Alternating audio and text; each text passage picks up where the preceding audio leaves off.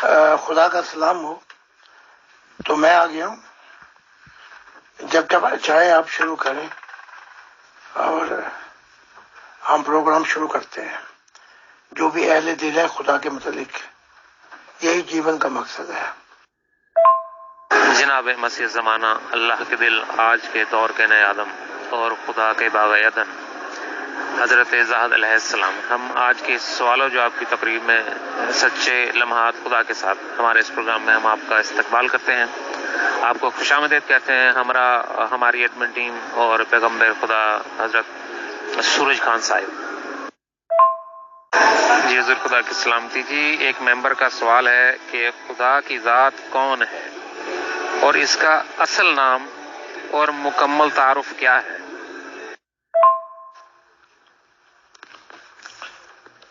اس کے نام کو جاننے کی بجائے، جیسے سائنس مذہب سے بہت اچھی ہے، وہ کہتے ہیں کہ وہ ایک ایسی ہستی ہے جہاں سے زندگی شروع ہوتی ہے. تو کل بھی تجھے اندیکھا چاہا، آج بھی تیرا نام نہ جانو رے. محبت میں جو نام تمہیں پسند آئے وہ نام تم اسے دے دو. ہم اسے اپنا والدین کہہ کے بلاتے ہیں، خدائے واحد. تو ناموں میں کوئی تکرار نہیں ہے. اور دوسرا سوال یہ ہے کہ اس کا میں جواب دیتا ہوں. خدا کی ذات کون ہے؟ خدا کی ذات پہلا مقدمہ ہے، اور باقی جو کچھ بھی کائناتوں میں ہے، تخلیق ہوا، یہ نتیجہ ہے. تو سائنس کشادہ ہے اور تنگ نظر نہیں ہے. تو سائنس کہتی ہے God is the first cause of the universe and we are creator being. تو آپ اس کو جاننے کے لیے اب اتنی کتابیں آ گئی ہیں، خدا نے راز الہی بیان کی ہیں، تو ان کا پڑھنا آپ پہ بڑا لازمی ہے. یہ جو کچھ بھی اب وہ بتا رہا ہے دل کے راز، یہ اس کا محبت نامہ ہے آپ کے لیے.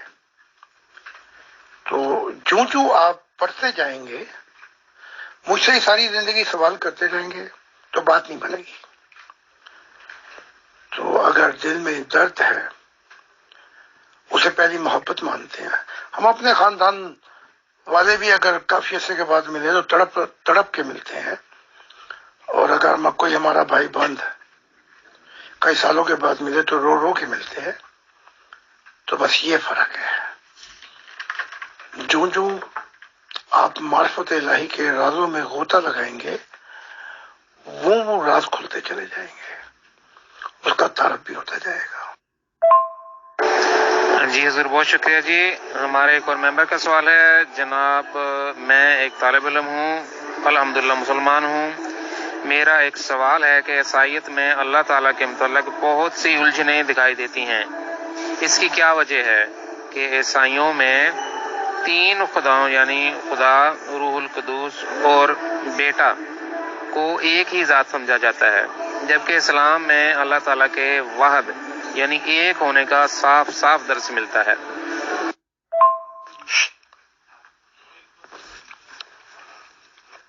تورات انجیل میں تو الجھنے نہیں ہیں. پوری انجیل میں اگر عیسیٰ ابن زکریا ایک دفعہ بھی لکھا ہو کہ میں خدا ہوں، تو میں اپنے مشن کو چھوڑ دوں گا. یہ جو کچھ لکھا گیا ہے یہ بات کی باتیں ہیں. تو ان کا کلام جو ہے کہیں ایک جگہ بھی نہیں ہے، بلکہ وہ اپنے آپ کو ابن آدم کہتے ہیں، کہ کہ میں آدم کی اولاد میں سے ہوں، کئی جگہ داؤد کی نسل سے ہوں میں، تو وہ مکس جو چیزیں ہو گئیں، تو وہ اگر آپ کنفیوزنگ سمجھتے ہیں تو جس طرح قرآن کو صحابہ نے سمجھا اس میں بھی بڑی کنفیوز ہو گئے، الجھنیں آ گئی ہیں، کیونکہ انہوں نے سمجھا کہ نبی آ ہی نہیں سکتا، اور جس سے محمد رسول نے سب سے زیادہ محبت کی، عائشہ سے، وہ کچھ اور سمجھی۔ انہوں نے کہا ہے لوگوں یہ تو کہو کہ محمد خاتم النبیین ہے، لیکن یہ نہ کہو کہ محمد نبی کے بعد کوئی اور نبی نہیں آ سکتا۔ تو یہ نگاہ کا فرق ہے۔ تو عیسائیوں کو جب وہ قرآن پہ نگاہ کرتے ہیں تو انہیں وہاں بڑی الجھنیں نظر آتی ہیں، جیسے عیسائیوں نے 100 تضاد جو ہے کانٹرڈکشن وہ لے کے آئے ہیں سامنے، کہ ایک جگہ قرآن یہ کہتا ہے، دوسری جگہ یہ کہتا ہے۔ جو جب بھی کوئی پرکھتا ہے اسے کوئی نہ کوئی مین میخ نظر آ جاتی ہے، تو عیسائی قرآن کو بڑی الجھنیں سمجھتے ہیں، مسلمان انجیل کو بڑی الجھنیں سمجھتے ہیں۔ تو یہ اگر کوئی خدا کی نگاہ سے مطالعہ کرے تو جیسے قرآن خود کہتا ہے کہ تورات میں بھی اور انجیل میں بھی نور ہے، اور اس سے استفادہ ہو سکتا ہے۔ جی حضور بہت شکریہ جی۔ ہمارے ایک اور ممبر کا سوال ہے، یہ فرماتے ہیں جناب کیا کوئی ایسا طریقہ ہے جس سے کوئی بھی شخص اللہ تعالیٰ سے بات کر سکے یا انہیں دیکھ سکے؟ ہزاروں لاکھوں راز الہی خدا نے بیان کیے ہیں جو کتابی شکل میں آ گئے ہیں، اور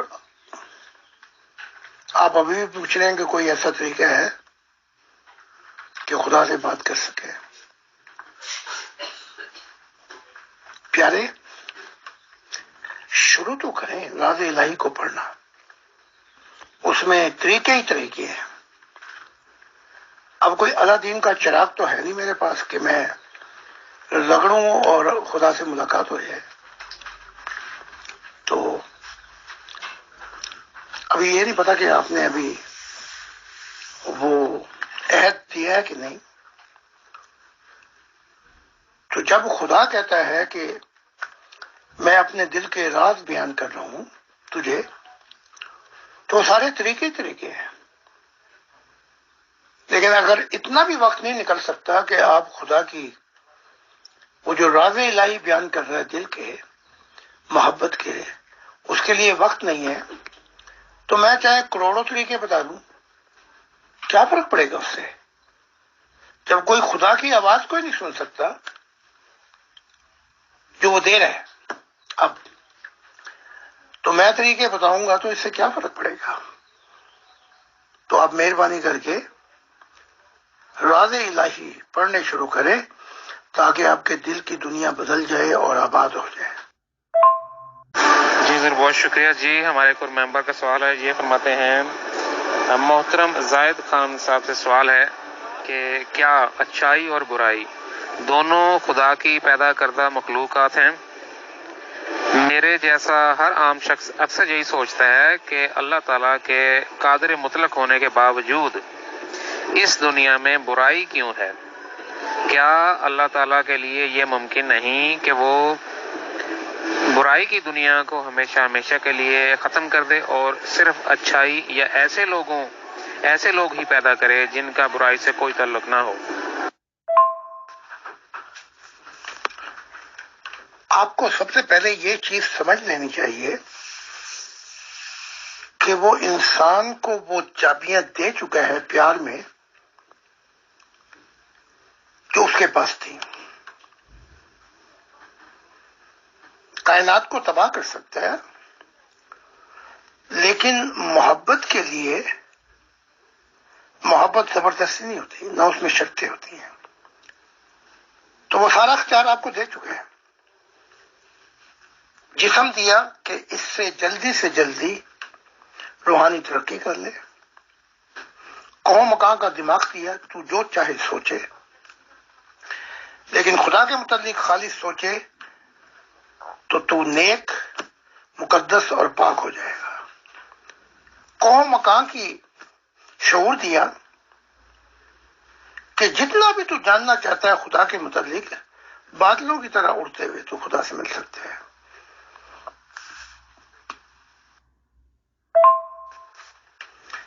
ضمیر کی آواز دی، چابی دی، اسے قاضی بنا دیا کہ تو خود فیصلہ کر لے کہ برائی کیا ہے اور اچھائی کیا ہے۔ دل دیا کہ اس میں بسنا چاہتا ہوں، یہ دل باغ عدن ہے، محل ہے۔ جب روحانیت کامل ہو جائے محبت میں تو وہ خود برجمان ہو جاتا ہے۔ روح دی کہ اس میں جتنا چاہے تو نور لے لے، تو زبردستی کا تو کوئی چکر نہیں، وہ تو سب کچھ دے بیٹھا ہے کہ میں نے اپنی شکل و صورت پہ انسان کو بنایا، اپنا خلیفہ بنایا، میری نمائندگی کرے۔ اب جو ہے وہ بات یہ ہے کہ یہ انسان ان چابیوں کا غلط استعمال کر کے اپنا اصل وطن بھول چکا ہے۔ ہاں یہ کر سکتا ہے کہ سب کچھ تباہ کر دے، لیکن یہ اس نے زندگی بناتے ہوئے، محبت دیتے ہوئے اس نے خود وعدہ کیا کہ میں کائناتوں کو تباہ نہیں کروں گا، نہ کسی مخلوق کو، حتیٰ کہ وہ جب تک، اگر جہنم میں جب تک رہنا چاہتے رہیں، جب تک عالم برزخ میں رہنا چاہتے رہیں، اگر اوپر آنا چاہتے ہیں، لیکن وہ کسی کو تباہ اور زبردستی نہیں کرے گا۔ تو یہ جان لیں کہ یہ سب کچھ جو تخلیق ہوا ہے یہ محبت میں ہوا ہے، ورنہ کسی عورت کی کن پڑی میں پستول رکھ کے کہوں کہ مجھ سے پیار کر، اس کو جان کے لالے پڑ جائیں گے، میں ہاں پیار کرتی ہوں، لیکن پیار تو ہے تھوڑی ہے، وہ زبردستی ہے۔ تو جان لیں کہ زندگی بعد میں شروع ہوئی، پہلے محبت الہی تھی۔ تو جو چاہتا ہے خدا سے ملنا،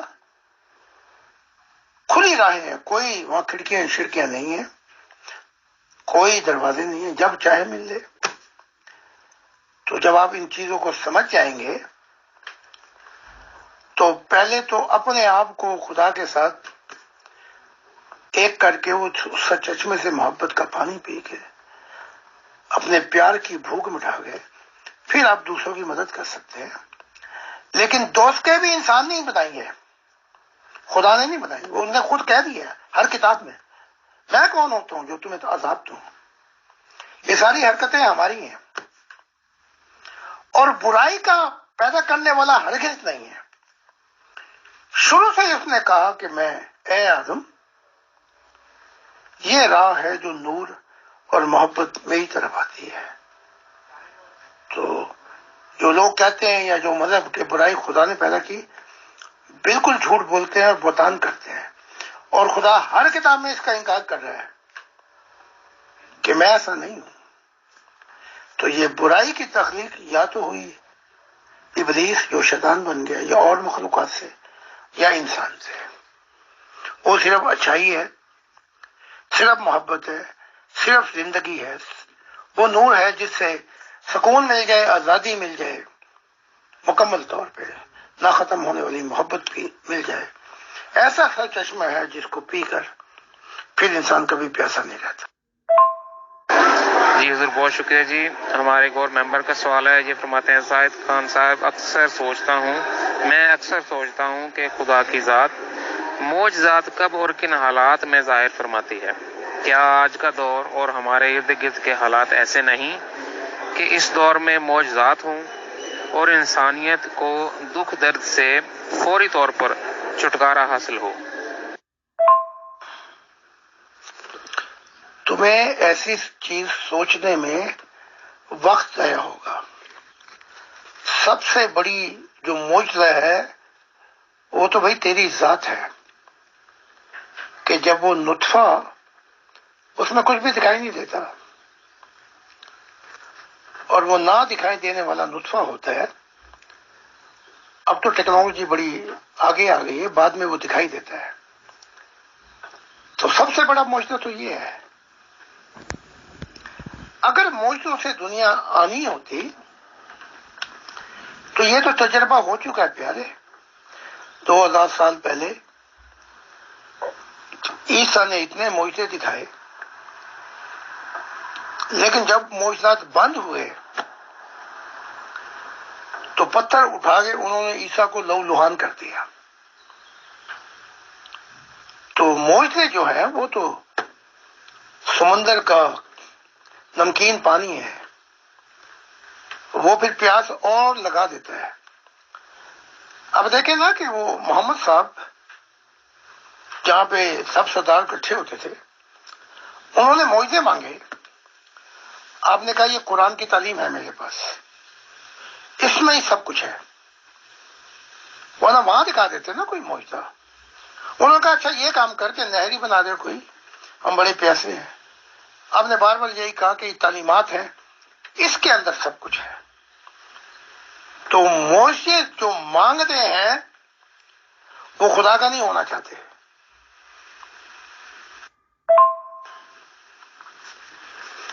اور جو معجزے جن کے لیے عیسیٰ نے کیے، عیسیٰ ابن زکریا نے، وہ سب بھاگ گئے. معجزے بھی دیکھے، پھر اپنی پرانی دنیا میں بھی بھاگ گئے. تو معجزہ جو اصل ہے وہ خدا کی ذات کو جاننا ہے.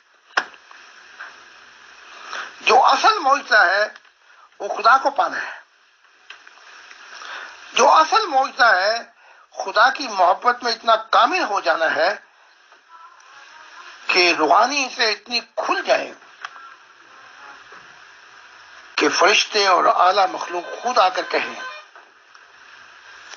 کہ ہمارے ساتھ چل اور وہ ابدی زندگی دیکھ جو ہمیشہ کے لیے تجھے ملنے والی ہے. تو یہ جو معجزے والے ہیں یہ بزنس مین ہیں، کاروباری لوگ ہیں. یہ خدا کو نہیں ملنا چاہتے، یہ معجزہ دیکھنا چاہتے ہیں.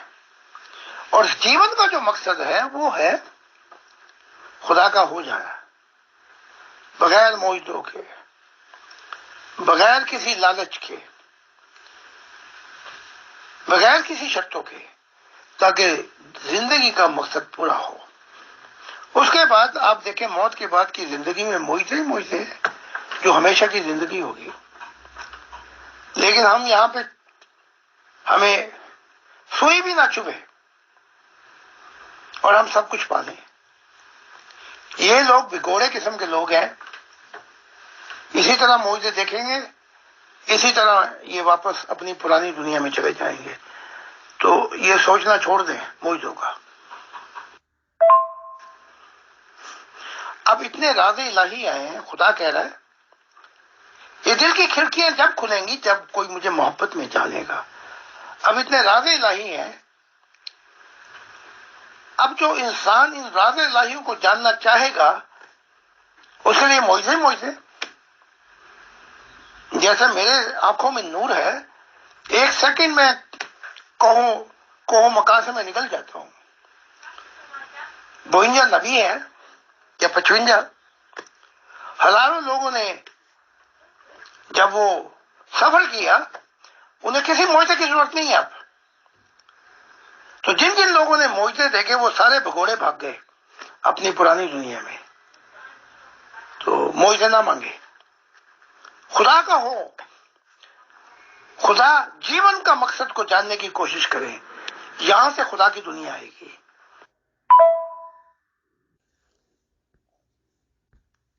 جی ضرور، بہت شکریہ جی. ہمارے ایک اور ممبر کا سوال ہے، یہ فرماتے ہیں حضرت زید خان صاحب بہت عرصے سے مجھے ایسے شخص کی تلاش تھی جو خدا کو مذاہب سے بہتر طور پر جانتا ہو.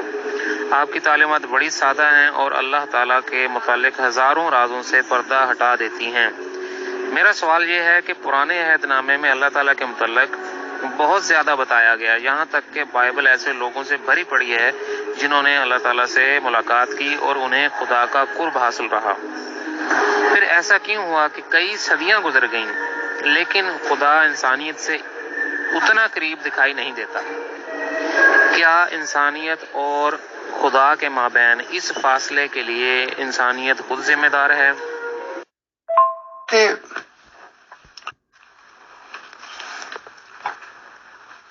تورات میں نبی آتے رہے، آدم، پھر نوح، پھر ابراہیم، پھر اسحاق، پھر اس کے 12 بیٹے یعقوب، یوسف، پھر اور آتے رہے دانیل، یسایہ، یرمایہ۔ کس کس کی بات کروں؟ اور یہ انسانیت ذمہ دار ہے کہ اس سب کو جھٹلاتی رہی۔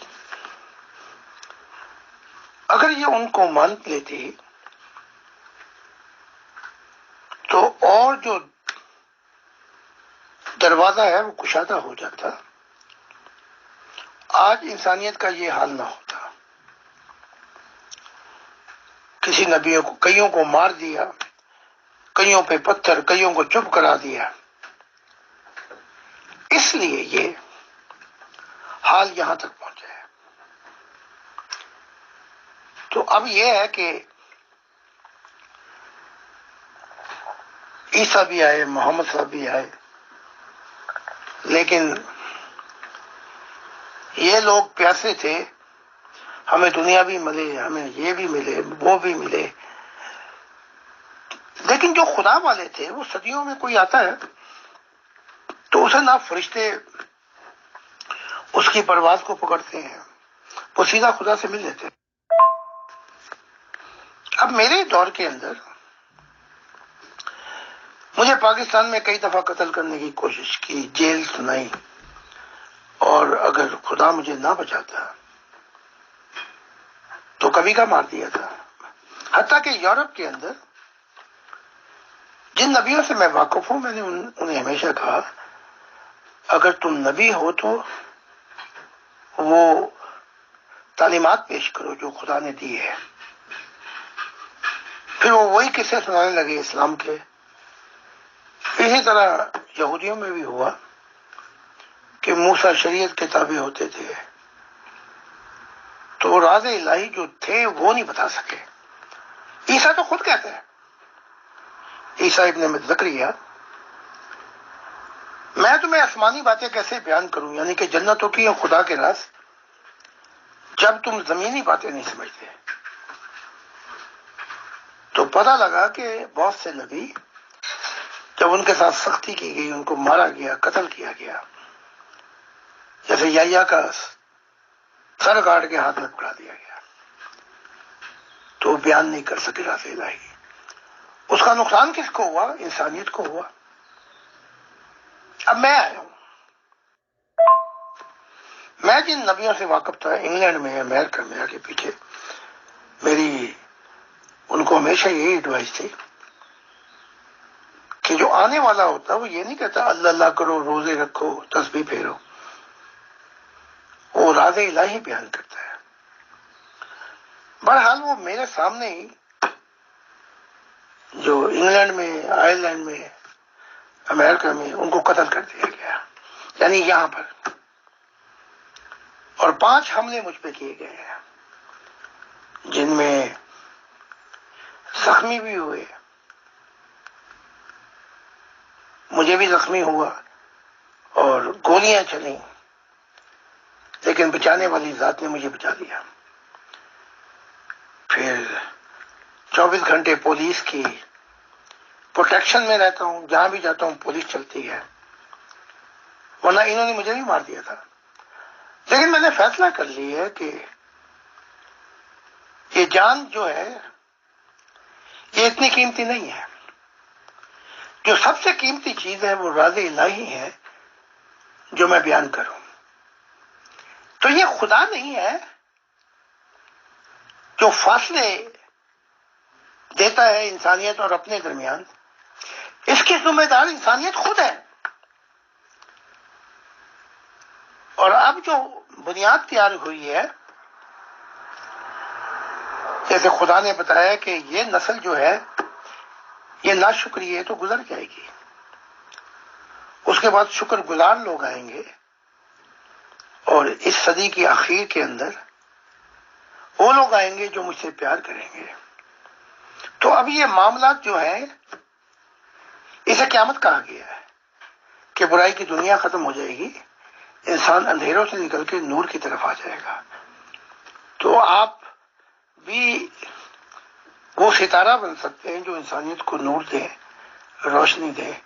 میری دعا ہے آپ کے لیے کہ آپ مددگار ہوں، اور امید ہے کہ آپ نے عہد بھی دیے ہوں گے اور بیعت بھی کی ہوگی، ایمان لائے ہوں گے۔ جی حضور بہت شکریہ جی۔ ہمارے ایک اور ممبر کا سوال ہے، یہ فرماتے ہیں کیا اللہ تعالیٰ کی ذات وقت اور حالات کے ساتھ اپنے فیصلے بدل دیتی ہے، یا اس کی ہر بات اور ہر فیصلہ اٹل ہوتا ہے؟ جی ہاں، خدا تعالیٰ کی ذات اتنی مہربان، قدردان، رحم کرنے والی ہے کہ جب انسان بدلتا ہے تو وہ اپنے فیصلے بھی بدل دیتی ہے۔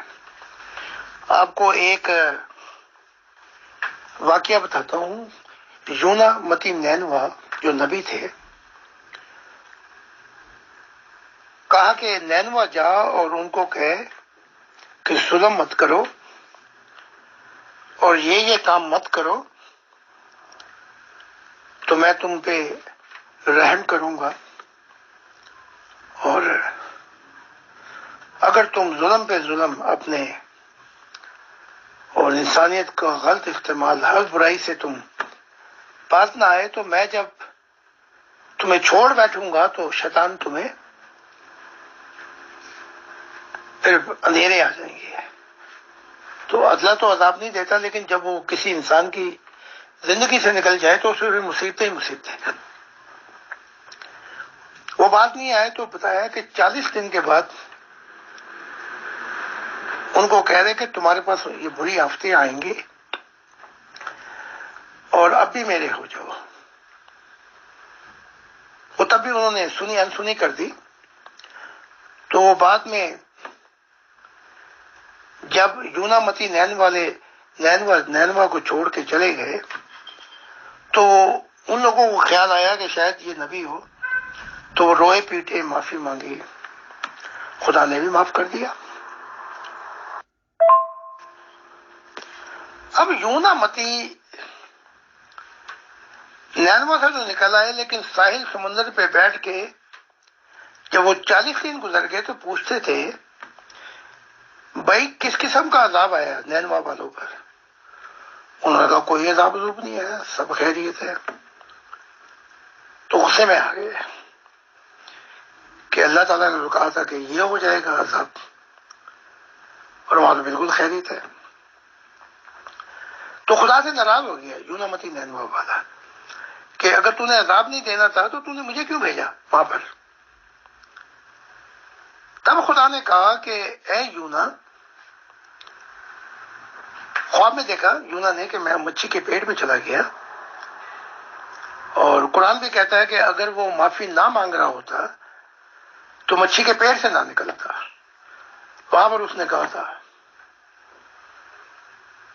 انی کنت من الظالمین لا الہ الا اللہ، اور بھی کہا تھا ظالم میں ہوں۔ تو خدا نے کہا کہ جب انسان بدلتا ہے تو میں بھی بدل جاتا ہوں۔ جب وہ اپنے آپ کو برائی سے دور کرتا ہے میں بھی اپنے آپ کو دور کر لیتا ہوں، بلکہ اس کے ساتھ محبت کا برتاؤ کرتا ہوں۔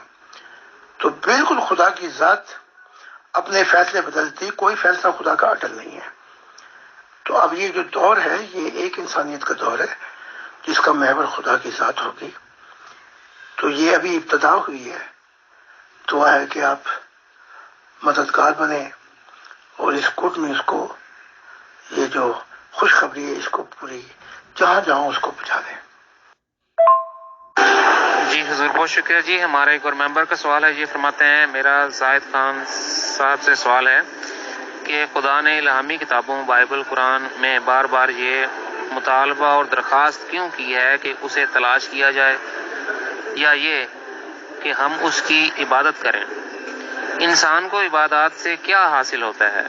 کیونکہ ہم انسانی تاریخ سے واضح طور پر دیکھ سکتے ہیں کہ زیادہ عبادات کرنے والے لوگ ہی انسانیت کی گمراہی اور ظلمت کا سبب بنے ہیں۔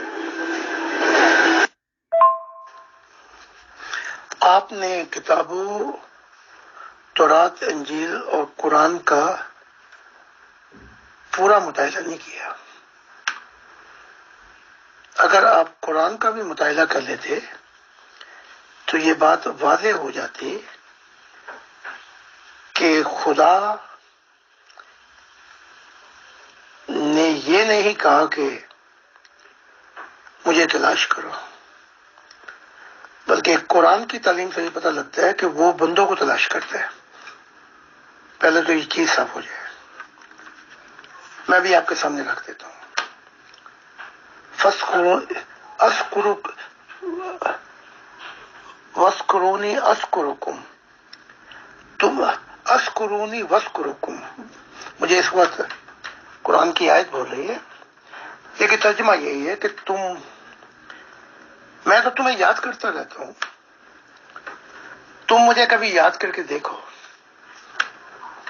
تو پتہ لگا کہ خدا تلاش کرتا ہے اپنی مخلوقات کی، جھانک جھانک کر دیکھتا ہے کہ کوئی ہے جس کے دل میں میری آرزو، میری تمنا ہو۔ تو وہ کہہ رہا ہے کہ بندے کی تلاش میں کوئی شرط نہیں رکھی، لیکن وہ کہہ رہا ہے کہ میں تمہیں یاد کرتا ہی رہتا ہوں، تم مجھے کبھی یاد کر کے دیکھو۔ تو واضح ہو گیا کہ یہ الٹ معاملہ ہے، آپ سمجھ نہیں سکے۔ نمبر 2، اگر یوں کہہ دوں کہ یہ مذہب والے عبادات کو جنتوں کی چابی سمجھے ہیں، بڑا دھوکہ کھا گئے۔ یہ سمجھتے ہیں کہ عبادت کرنے سے دنیا بھی ملے گی، آخرت بھی ملے گی۔ ان کی نیتوں میں فطور ہے اور ملتا ملاتا کچھ بھی نہیں ہے۔ تو جیسا آپ نے کہا، یہ خود ظالم بن جاتے ہیں، یعنی سب سے زیادہ گمراہی، ظلمت ان سے ہی شروع ہو جاتی ہے۔ اصل مضمون جو ہے عبادت کا، اس کو پرستش اور پوجا پاٹ کہتے ہیں، یعنی کہ کسی کا ہو جانا۔ تو عبادت ایک درخت ہے پیارے، اور اس درخت کا جو پھل ہے وہ محبت الہی ہے۔ اب یہ کیونکہ نہیں جان سکے کہ میرا، عیسیٰ نے کہا میں زندگی کا درخت ہوں، اور میرے نقش قدم پہ چل کے دیکھو تو خدا مل جائے گا۔ تو عبادت جو ہے پرستش، پوجا پاٹ ہے، کسی کا ہو جانا، اس کا پھل محبت الہی ہے۔ اگر یہ جان لیتے تو ان کی نیا کبھی کے کنارے لگ گئی ہوتی، لیکن انہوں نے جو سمجھا غلط سمجھا کہ دنیا بھی ملے، آخرت بھی ملے، حورے بھی ملے، خدا ملے نہ ملے خیر ہے۔ یہیں سے یہ گمراہی اور ظلمت کا شکار ہو گئے۔ دعا کرتا ہوں کہ خدا آپ کے دل کی دنیا آباد کرے اور چیزوں کو صحیح دیکھنے کا آپ کو موقع ملے، اور دعا کرتے رہیں کہ خدا مجھے اپنی نگاہوں سے صحیح چیزیں دکھا تاکہ میں حقیقت جان سکوں۔ ہاں، وہ آیت یہ تھی، فَاسْكُرُونِي أَذْكُرُكُمْ، تم مجھے یاد کرو، میں تمہیں یاد کرتا رہوں گا۔ اور پھر یہ بھی کہہ دیا، وَاشْكُرُوا لِي فَاسْكُرُونِي أَذْكُرُكُمْ وَاشْكُرُوا لِي وَلَا تَكْفُرُونَ۔ فَاسْكُرُونِي أَذْكُرُكُمْ وَاشْكُرُوا لِي وَلَا تَكْفُرُونَ۔ شکر، میری نعمتوں کا شکر کرو گے تو اور بھی دوں گا۔ پھر آگے جا کے کہتے ہیں، یا ایھا الذین آمنوا استعینوا بالصبر والصلاۃ ان اللہ مع الصابرین۔ جو میرے صحیح مخلص چاہنے والے ہوں گے اور صبروں کی دنیا سے گزر گئے تو ان کی جزا جنت نہیں ہوگی بلکہ میں خود ہوں گا۔ تو پیارے، جو بھی کتابوں کا مطالعہ کرنا ہے، اب تو خیر ایسی دنیا شروع ہو گئی جو راز الہی بھری پڑی ہے، تو خدا آپ کو توفیق دے، عنایات دے کہ چیزوں کو دعا کر کر کے صحیح سمجھنے کی کوشش کریں۔ جی ضرور، بہت شکریہ جی۔ ہمارے ایک ممبر کا سوال ہے جی، فرماتے ہیں زاہد خان صاحب، میرا تعلق ایتھیسٹ یعنی الحاد طبقہ فکر سے ہے۔ بڑی معذرت کے ساتھ ایک سوال پوچھنا چاہتا ہوں کہ کیا اللہ تعالیٰ سے غلطی سرزد ہو سکتی ہے؟ یعنی کیا اللہ تعالیٰ کے لیے کسی بات یا عمل پہ پچھتانا ممکن ہے؟ اگر یہی سوال میں بحیثیت مسلمان یا کسی مسلمان عالم دین سے کرتا تو فوراً خارج دین ہو جاتا۔ آپ معذرت کے بغیر سوال کریں، ہر قسم کا سوال کریں، بلکہ ایک ایتھیسٹسٹ جو ہے، جو خدا کا انکاری ہے، وہ ایسے انکاری نہیں ہو گیا۔ اصل میں یہ لوگ مخلص تھے، ان کے سوال بھی مخلص تھے، یہ جاننا چاہتے تھے ہر علم کو، خدا کی ذات کو۔ جب ان کو جواب نہیں ملے اور مذہب والوں نے کہا کہ یہ سوال ہی نہیں کر سکتے ورنہ کافر ہو جاؤ گے، تو پھر وہ بیچارے الحاد کی طرف چلے گئے، ایتھیسٹ ہو گئے، ایتھیسٹ۔ تو آپ ہر قسم کا سوال کریں۔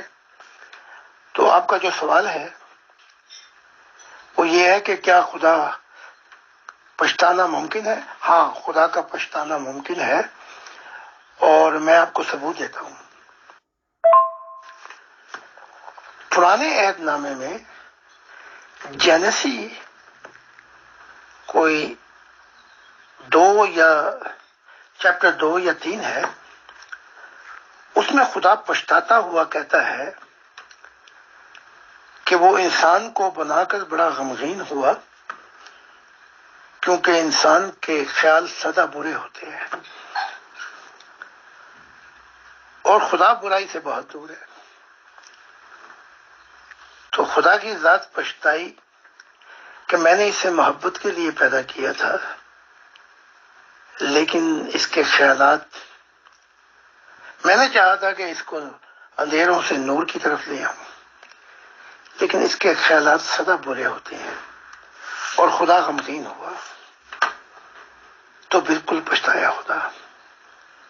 بلکہ یہاں نہیں، بلکہ وہ غم سے یہ بھی کہتا ہے کہ اے آدم کی اولاد، تمہارے جو والدین تھے آدم حوا، وہ خدا کو چھوڑ گئے، نافرمان ہوئے، اور شیطان جو ابلیس تھا، صبح کا ستارہ، اس نے انہیں ننگا کر دیا، یعنی کہ اندھیروں کی طرف لے گیا۔ اور ذرا خیال کرنا کہیں تم بھی اندھیروں میں نہ چلے جاؤ۔ تو بالکل آپ کی بات، کئی دفعہ پشیمان ہوا، لیکن کیونکہ یہ محبت سے بنایا ہے اس لیے وہ ظلم نہیں کر سکتا۔ اب آپ دیکھیں، زندگی جو ہے وہ محبت سے شروع ہوئی۔ ایگزسٹنس آف لائف،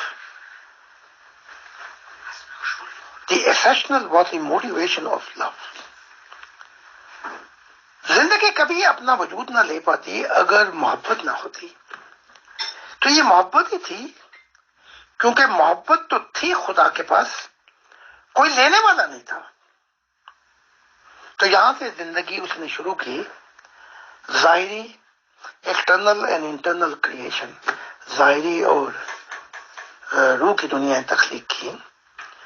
تو خدا کے جتنے بھی کام ہیں آپ کو اس میں محبت الہی دکھائی دے گی۔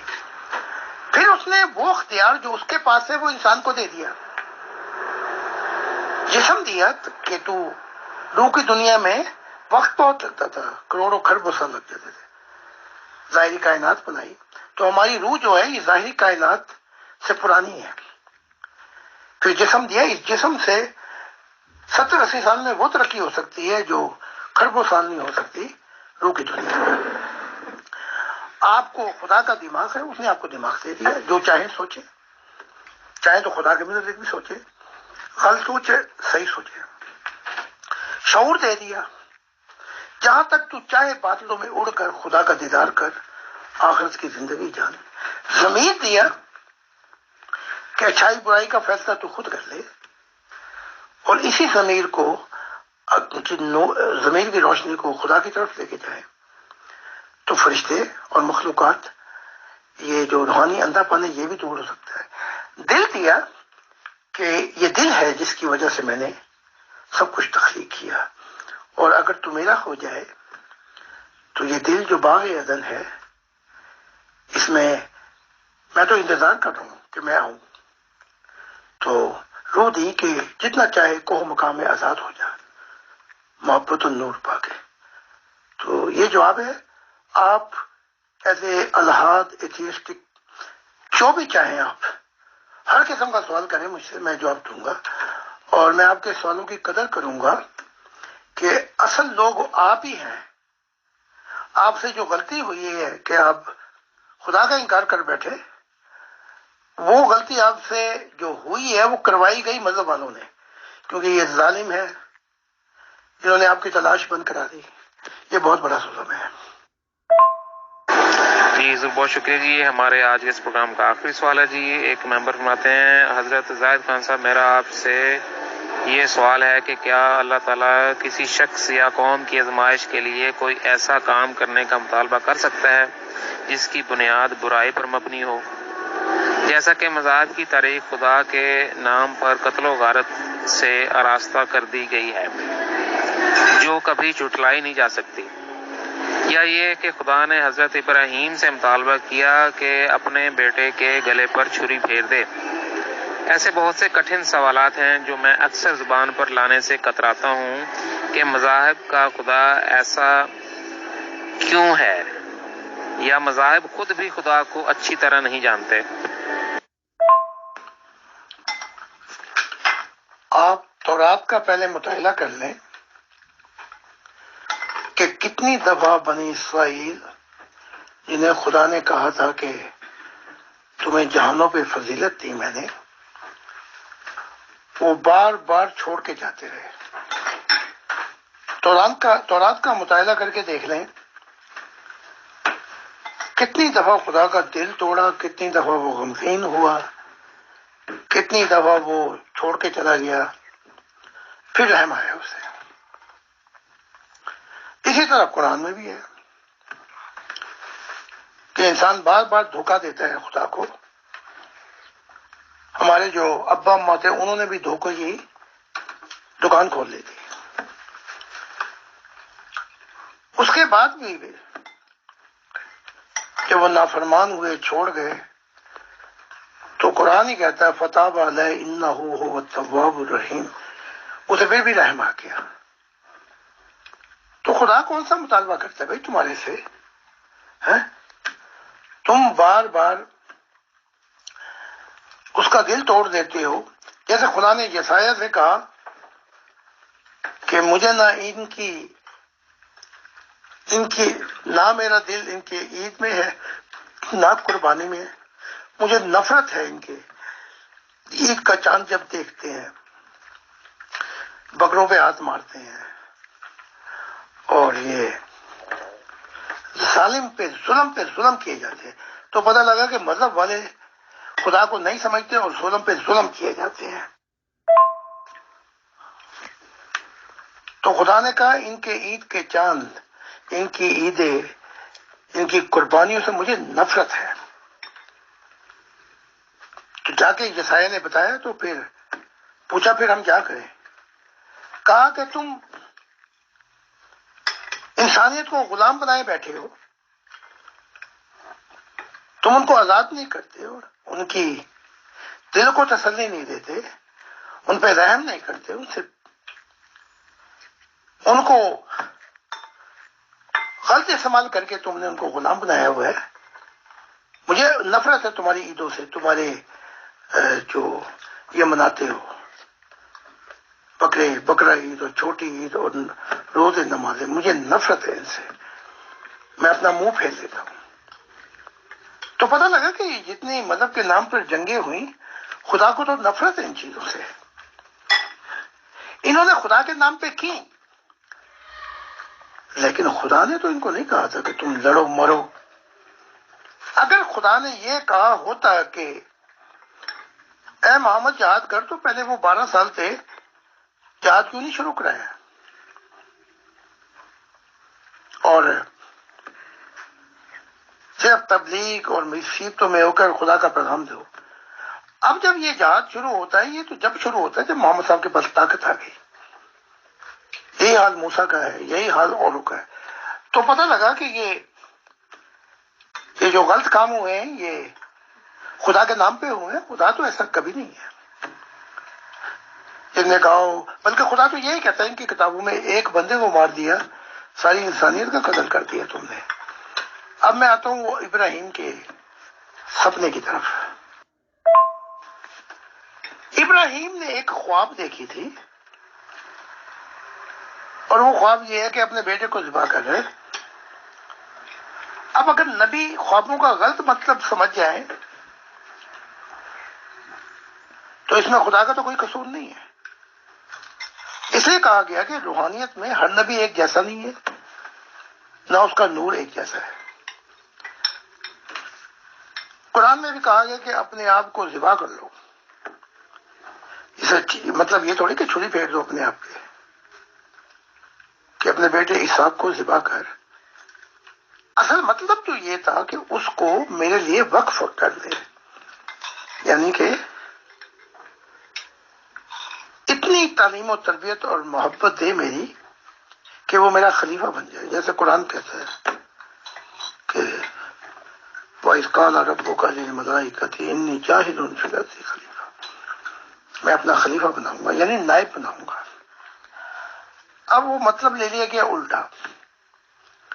اس الٹے مطلب کو بھی سمجھاتے ہوئے میں نے لال کتاب میں واقعات پیش کیے ہیں کہ موریا کا پہاڑ وہاں سے 3 گھنٹے کے فاصلے پہ تھا، 3 دن میں طے کیا کہ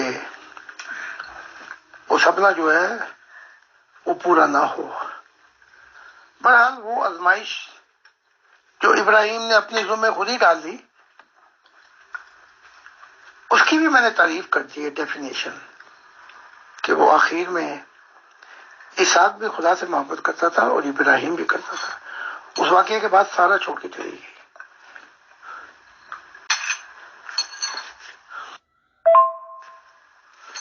اب اگر ہمارے نبی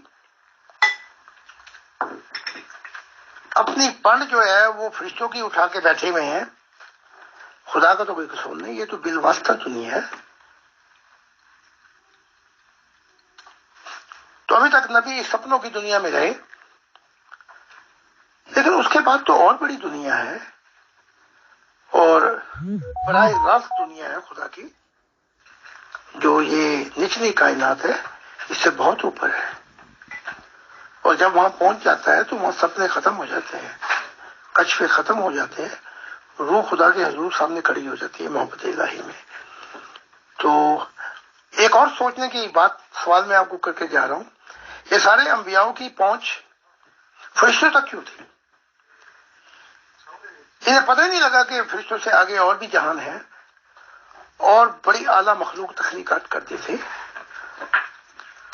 ابھی تک جب میں آیا ہوں ان کو یہ سارے فرشتوں میں پھنسے ہوئے ہیں، اور فرشتوں کے نیچے ہیں، وہی حساب کتاب کرتے ہیں، وہی ان کا تمالا کرتے ہیں، وہی ان کو ٹولکوں میں بھیجتے ہیں، عالم برزخ میں بھیجتے ہیں۔ کوئی روح جس کے پاس نور ہو وہ محتاج نہیں ہوتی فرشتوں کی، وہ پرواز کرتی ہوئی جنتوں میں چلی جاتی ہے۔ تو یہ سب کچھ سوچنے کا مقام ہے، لیکن میں نے جواب دے دیا آپ کو کہ مذہب والے جو ہیں اور یہ جو نبی ہیں یہ خدا کو اصل سمجھ نہیں سکے، اور جو خدا کے راستے وہ بیان نہیں کیے، اور باقی شریعتیں جو ہے نا پھنسی پھسائی، اور خود شریعتوں پہ عمل نہیں کیا انہوں نے، اور سوشل پرابلم حل کرتے ہوئے اس دنیا سے چلے گئے۔ تو یہ میرا لمبا سفر تھا، اور میں نے فیصلہ کر لیا تھا جان جائے تو جائے لیکن وفا نہ جائے. اور میں نے 50 سال کے سفر میں میری یہ اولین تھی تمنا، خدا کی دنیا یوں آئے جیسے خدا چاہتا ہے. امید ہے آپ کو میں نے سمجھا دیا. خدا آپ کے دل کی کھڑکی کھولے. جناب مسیح زمانہ، اللہ کے دل، آج کے دور کے نئے آدم جناب زاہد علیہ السلام، آپ کی تشریف آوری کا اور اس روحانی رہنمائی اور قیمتی وقت کے لیے ہم آپ کے تہ دل سے شکر گزار ہیں، اپنے سبھی ممبران کے اور ہماری ایڈمن ٹیم اور جناب پیغمبر خدا حضرت سوئی خان صاحب. اگلے ہفتے معینہ وقت پہ سوال و جواب کی اگلی نشست کے لیے ہم دوبارہ حاضر ہوں گے. آپ سب پر خدا کی سلامتی. بہت بہت شکریہ ہمارے نبیوں کا بھی، جو محبت کی راہ پہ چلتے خدا کی تعلیمات کو جانتے ہوئے خود نبی بن گئے اور معرفت کے موتی برساتے رہتے ہیں. یہ سب نبی یورپ میں بھی ہیں، آگے پیچھے بھی ہیں. جب میں ان کے راز الہی سنتا ہوں تو دل باغ باغ ہو جاتا ہے. اب یہ وہ خدا کا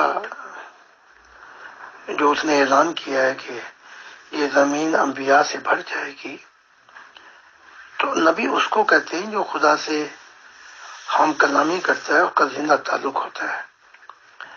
تو یہ تو تمنا ہے کہ زمین انبیاء سے جیسے خدا نے کہا ہے وہ بھر جائے، اور ایسے ایسے نبی اور مسیح آئیں جو مجھ سے بھی کھربوں گنا آگے ہوں. میں تو باغ باغ ہو جاؤں گا، مجھے ساری جنتا بھی ملے.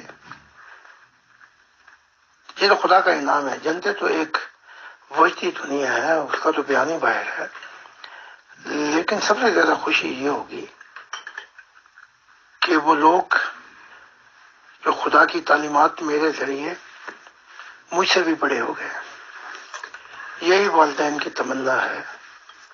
خدا تو والدین سے کھربوں کھربوں کھربوں انگنت بہت اوپر ہے. خدا حافظ. اور امید ہے کہ یہ تعلیمات جو بیان کی جا رہی ہیں، دل ایک ہی ہے لیکن اس کی کھڑکیاں انگنت ہیں، وہ کھلتی جائیں اور یہ زمین خدا کے نور سے روشن ہو جائے. اور خدا نے کہا نیا آسمان ہوگا، یعنی کہ خدا اپنا منہ نہیں چھپائے گا، خدا کے ارمان پورا ہو جائے گا. منشا نئے انسان، وہ لوگ اس زمین کے وارث ہوں گے جو خدا سے محبت کرنے والے ہوں گے. خدا حافظ.